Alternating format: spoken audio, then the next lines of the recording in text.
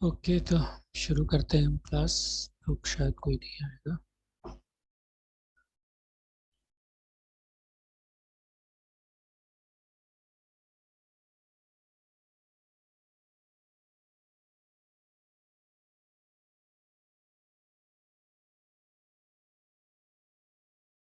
Divya, screen share हो रही है? यस हो रही है। ओके।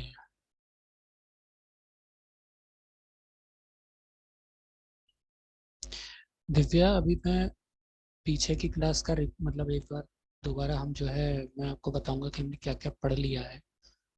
और आप जो जो टॉपिक आपने नहीं पढ़ा होगा वहां पर आप मुझे बताना, ठीक है?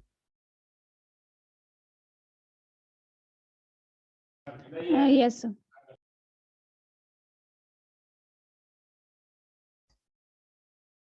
तो वही था, साइकोलॉजिकल मेजरमेंट पेपर फर्स्ट है हमारा। इसमें हमने साइकोलॉजिकल मेजरमेंट पढ़ लिया, साइकोलॉजिकल टेस्ट पढ़ लिया है, और टेस्ट कंस्ट्रक्शन पढ़ लिया है कि स्टेप्स कितने होते हैं। ठीक है। और हमारा जो अभी रिसेंटली टॉपिक चल रहा था वो रिलायबिलिटी चल रहा था, विश्वसनीयता। ठीक। तो विश्वसनीयता में हमने विश्वसनीयता क्या होता है पढ़ा, और हम विश्वसनीयता के आकलन की विधियां पढ़ रहे थे। ठीक है। Methods of estimating reliability. ठीक। विश्वसनीयता आकलन की विधियां कौन कौन सी थी? तो आपने अगर पिछली क्लास में होगे तो आपको बताया था चार विधियां होती हैं। विश्वसनीयता आकलन की चार विधियां हैं: टेस्ट, रीटेस्ट मेथड, परीक्षण पुनर्परीक्षण विधि। ठीक। दूसरा हमारा इंटरनल कंसिस्टेंसी मेथड, आंतरिक संगति विधि। थर्ड हमारा पैरेलल फॉर्म मेथड। फोर्थ है scorer reliability. Test retest method हम पढ़ चुके हैं। हमारा जो टॉपिक यस सर, ये हमने किया। हाँ, हमारा जो टॉपिक चल रहा था वो इंटरनल कंसिस्टेंसी चल रहा था। ठीक। इंटरनल कंसिस्टेंसी मेथड से हम कैसे निकालते हैं रिलायबिलिटी, हम वो पढ़ रहे थे। ठीक।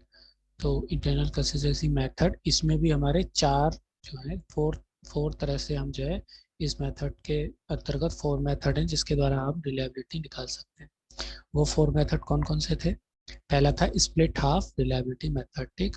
अर्धविच्छेद विश्वसनीयता विधि। ठीक। इसमें क्या करते थे, हम टेस्ट को दो भागों में बांटते थे, फिर उनका कोरिलेशन निकाल के हम रिलायबिलिटी निकाल लेते थे। ठीक। दूसरा हमारा रूलन एंड फ्लैनेगन फॉर्मूला, ये आप पढ़ चुके हैं दिव्या? सर ये हमने किया था क्लास में। अच्छा, क्लास में क्या था? मैंने नहीं पढ़ाया ना आपको। मैंने जिस दिन इसकी क्लास ली थी आप थे उस दिन, प्रेजेंट थे?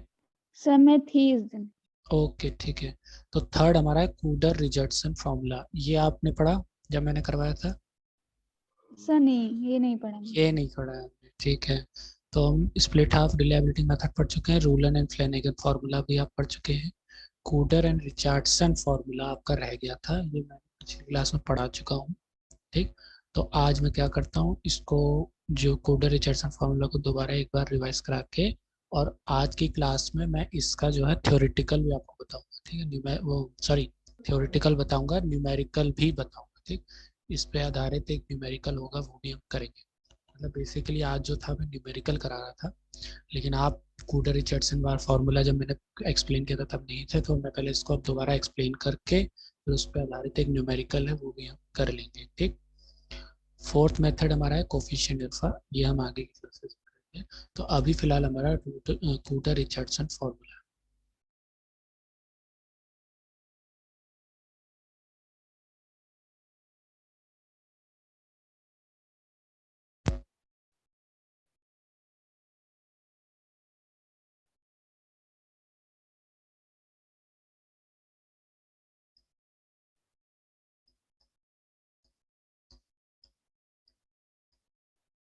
ओके, स्क्रीन शेयर हो रही है ना दिव्या?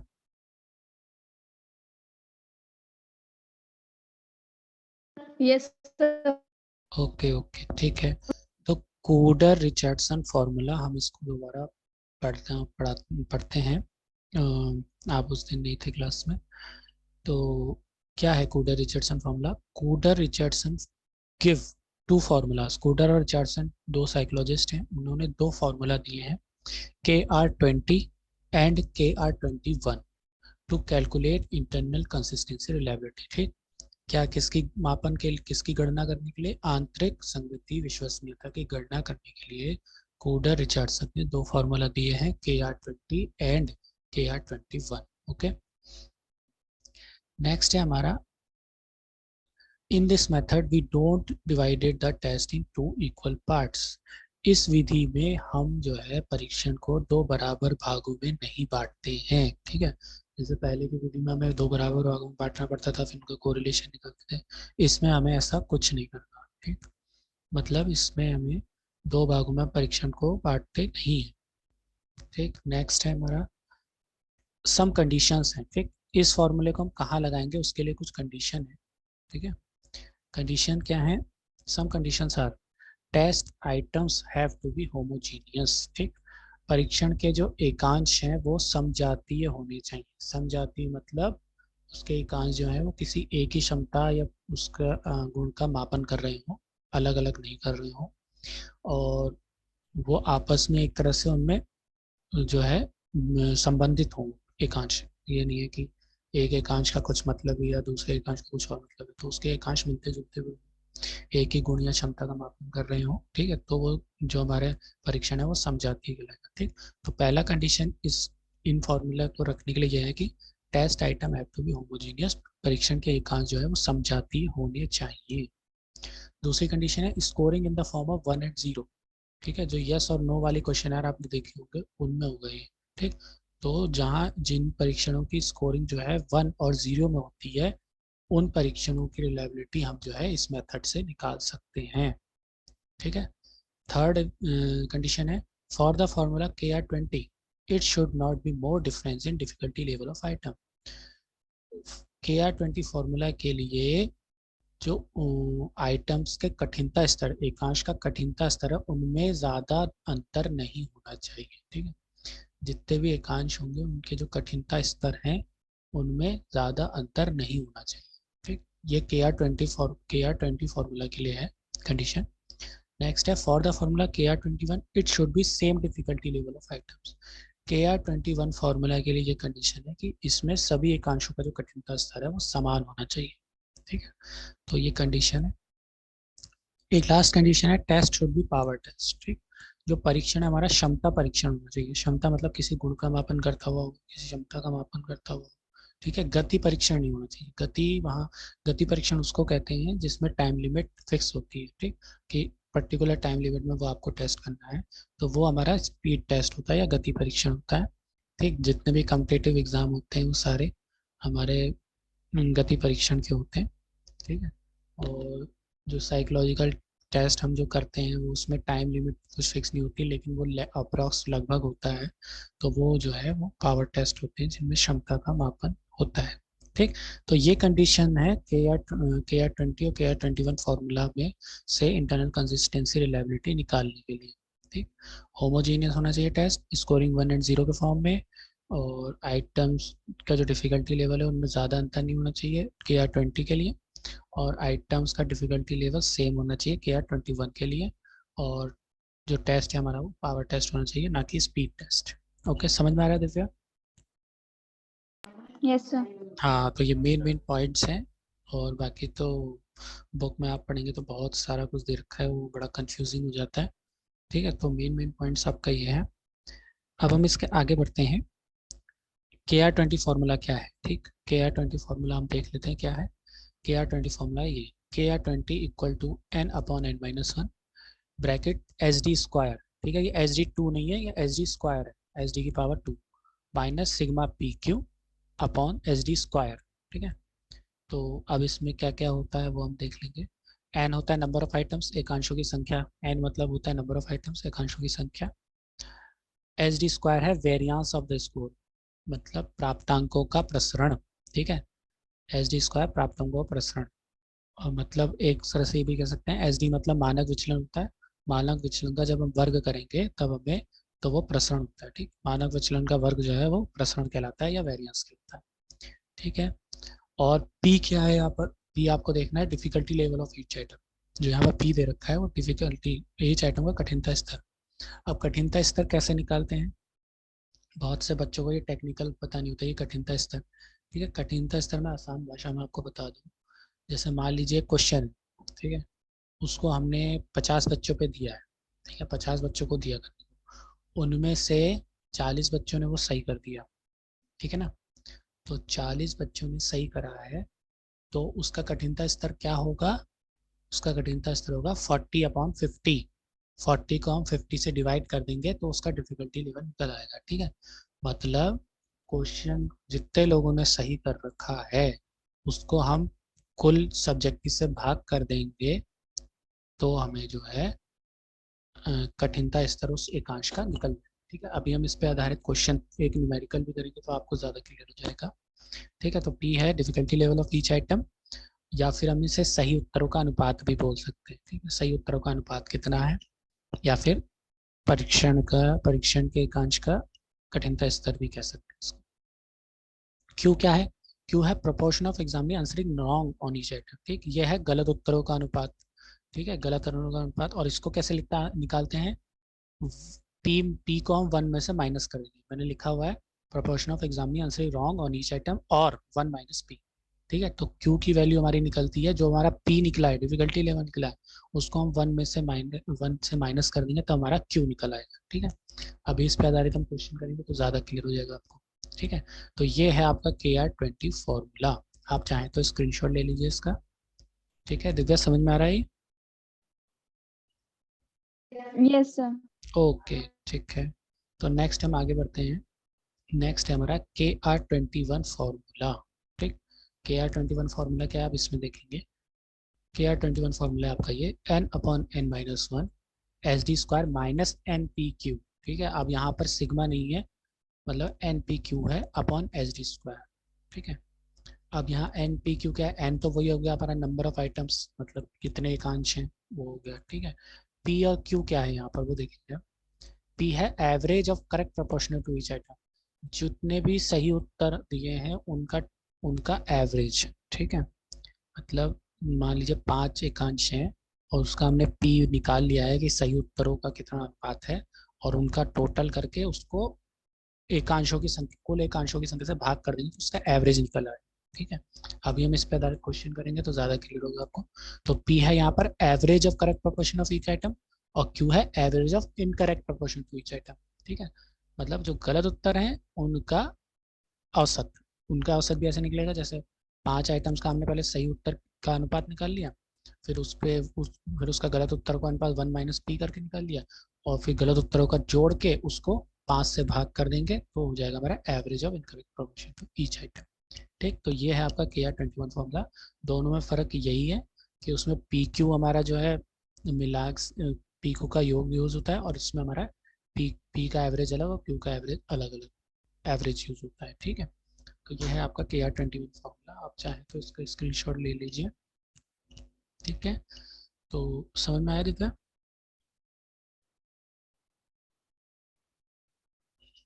Yes sir. ओके, ठीक है। अब ये हमारे फॉर्मूला हो गए KR20 KR21, ठीक है।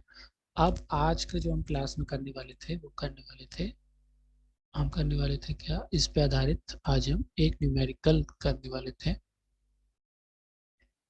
ठीक है।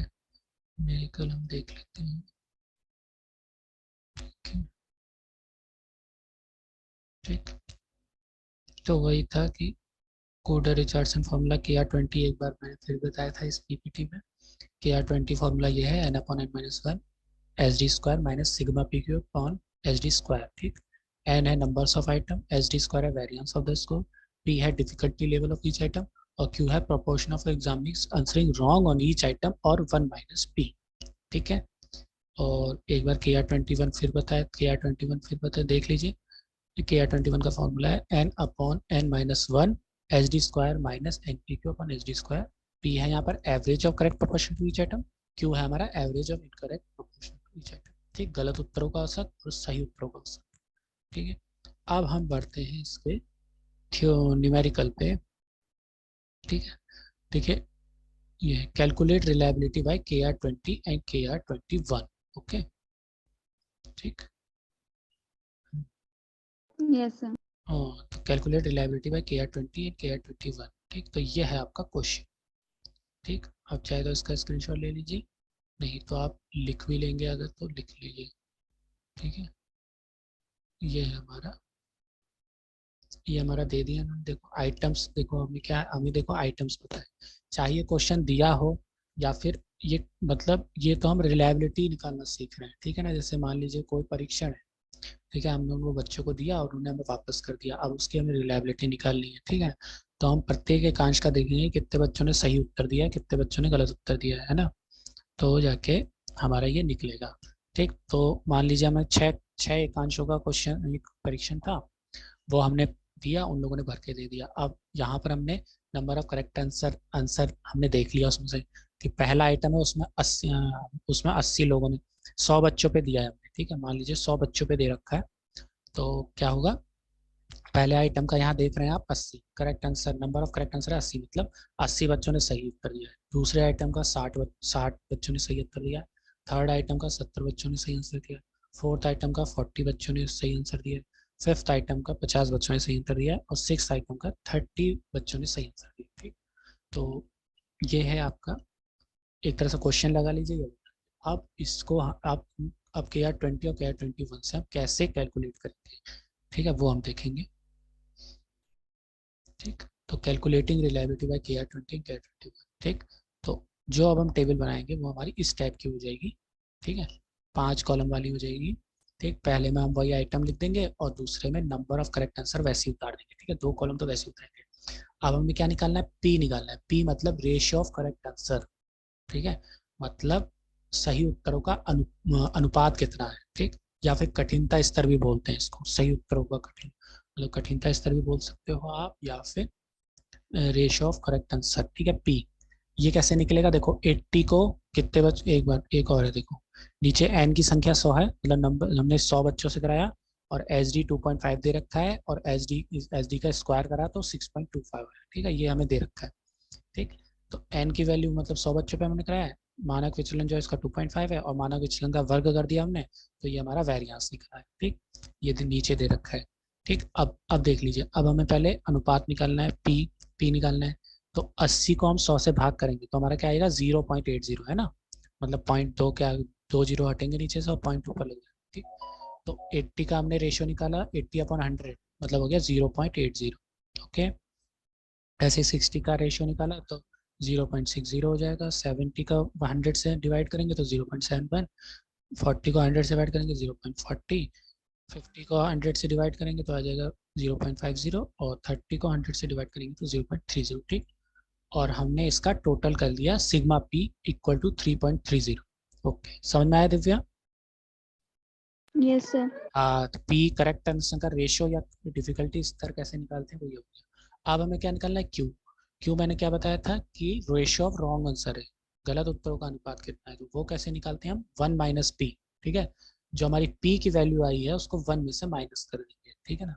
तो हमारा देखिए पी क्या था, 0 पॉइंट, पहले आइटम का पी कितना था 0.80, इसको हमने 1 से माइनस कर दिया, 1 माइनस 0.80, तो हमारा क्यू आ गया 0.20। ऐसे ही हमने सबको जो है 1 से माइनस करा है, तो हमारे क्यू की वैल्यूज आ गई हैं। ठीक है, क्यू की वैल्यू आ गई, और लास्ट में हमने सिग्मा क्यू सबका टोटल कर दिया तो आया 2.70। ठीक है, समझ में आ गया दिव्या क्यू कैसे निकालते हैं? Yes, sir. ओके, फिर हमने फिर पी क्यू निकालना है, पी और क्यू की इंटू कर दो, तो 0.80 और 0.20 की इंटू करी तो 0.16 आ गया। ऐसे हमने पी और क्यू सभी आइटम में पी क्यू की इंटू करी दिए, सबको कर दिया, और लास्ट में सिग्मा पी क्यू। ठीक, इन पी क्यू को हमने जोड़ दिया, सिग्मा पी क्यू आ गया हमारा 1.31। ओके, समझ में आ गया दिव्या पी क्यू निकालना? Yes, sir. ओके, ठीक है, तो ये हमारा टेबल अब बन गया। अब हम वैल्यूज को फिट करेंगे। देखिए के आर 20 का फॉर्मूला क्या था, n/n-1 bracket H D square minus sigma P Q. Sigma P Q की वैल्यू हमारी निकल आई है, ठीक है, अपॉन एच डी स्क्वायर है। तो अब हम देख लेते हैं इसको आगे। ठीक है, कैलकुलेटिंग रिलायबिलिटी बाय के आर 20। के आर 20 से कैसे निकालेंगे, के आर 20 का फॉर्मूला ये है n/n-1 H D square minus sigma P Q upon H D square. अब इसमें हम वैल्यू रख देंगे, वैल्यू कैसे रखेंगे, ये रख देंगे, एन 6 थे हमारे, 6 आइटम थे, ठीक है, तो 6/6 - 1 हो गया। एच डी स्क्वायर हमारा 6.25 था, वो हो गया, माइनस सिग्मा पी की वैल्यू 1.31 आई थी, तो हमने रख दी अपॉन 625 आ गया।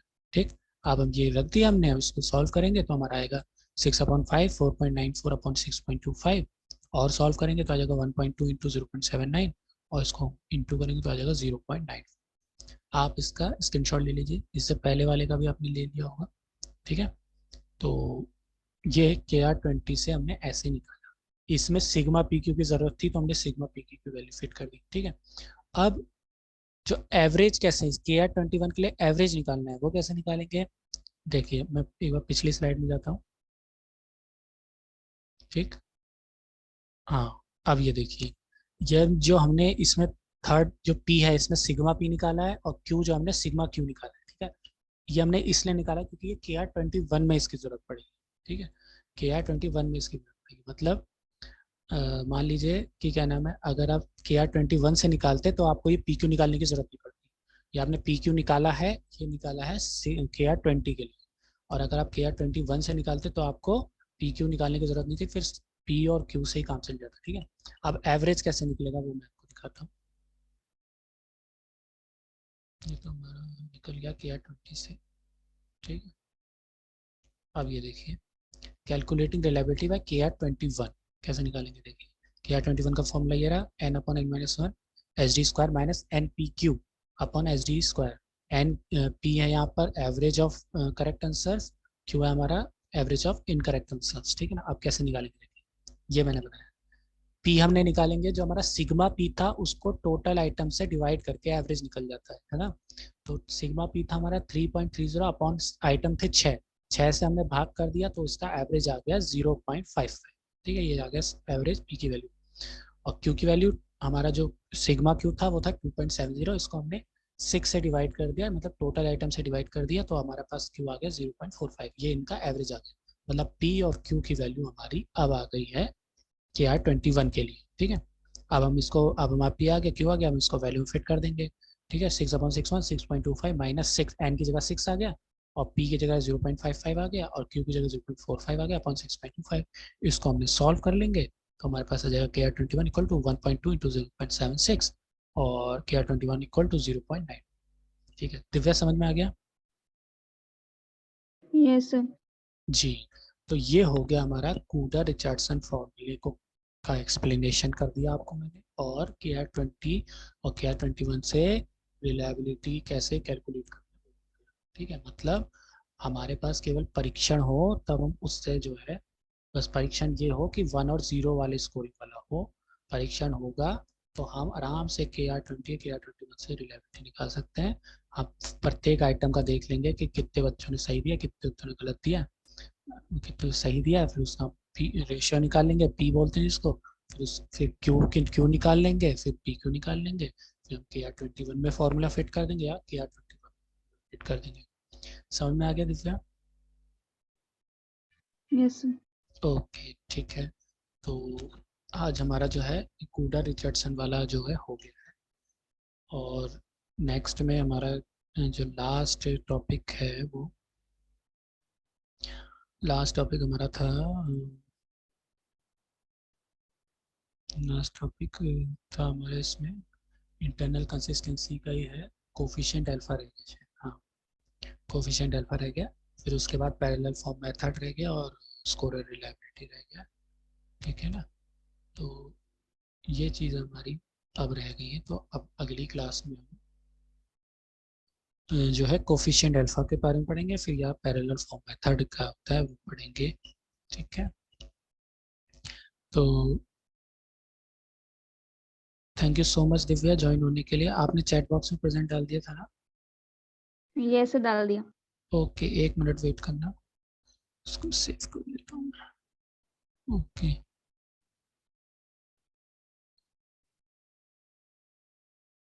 ओके, ठीक है Divya, thank you so much join होने के लिए। पिछली क्लास में आप नहीं जुड़ पाई थी। Yes sir. ठीक है, thank you so much Divya.